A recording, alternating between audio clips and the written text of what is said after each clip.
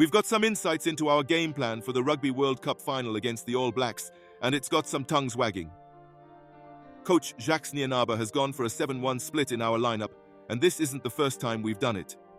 We previously used this tactic against New Zealand in a warm-up match and Ireland during this tournament. Now, you might be wondering why we've chosen this split, but the Springboks always tailor their teams to the opposition. It's all about analysis and identifying where we can gain the edge. As Nienaber said, the team is not 15, it is 23. We always say that. When you do squad selection, there are a lot of things that influence that, from medical to past performances, and a lot of analysis into New Zealand and where we think we can get the edge on them, Nienaber said.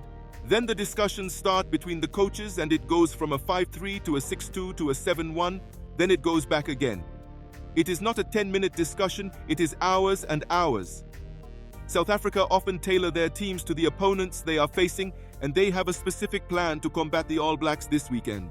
I'm not going to say what the strengths and weaknesses of the All Blacks are, that would be stupid. But a lot of analysis went into it, and at the end, we went with a squad of 23, Nienaber said. It could have been 6-2, 5-3, it doesn't matter. You select a team that you think can get a result. The 23 we selected for a reason, and the reason is we think they can deliver and win USA back-to-back World Cup. How did the other guys take it? We explained to the whole squad why we are going a certain route. It is not about individual selection, it is for South Africa. As selectors, we know there will be pressure on us if we don't deliver a result, but at the back of our minds we know this selection is for South Africa. The players take it like that. It is not about person or ego, not that they have egos, but you can't think of that. You have to think about South Africa and the Springboks. The big call came in the number 10 jersey with Handré Pollard being selected to start, replacing previous incumbent Manny Libbok. With the Boks going with a 7-1 split on the bench, that means Libbok misses out on the 23 altogether. Willie Leroux is the only backline replacement, and as a result, there is no out-and-out backup scrum half. Nienaber revealed who would be taking on that role should Faf de Klerk pick up an injury during the contest. In our case, it will be Cheslin, he said. He played sweeper in sevens, which is the equivalent to scrum half. He has always been a guy who, if we got a yellow card, would be the stand-in halfback.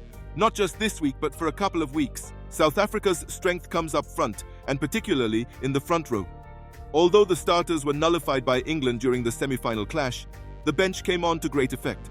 Loosehead Oxenche starred, but he was ably supported by Vincent Koch, who misses out on the final due to a minor injury.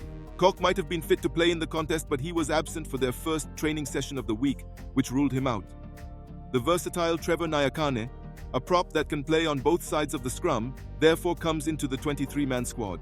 Vincent Koch couldn't train on Monday, and we have a policy that if you can't train on a Monday, you are not up for selection, Nienaber added. From a performance point of view, there is not a big gap. As coaches, you always mitigate risk by prepping other people. So, Springbok fans, what do you make of this strategy? Are you excited to see how it unfolds in the final? Share your thoughts in the comments below. Hit that like button, and if you haven't already, make sure to subscribe to Springboks News for all the latest updates.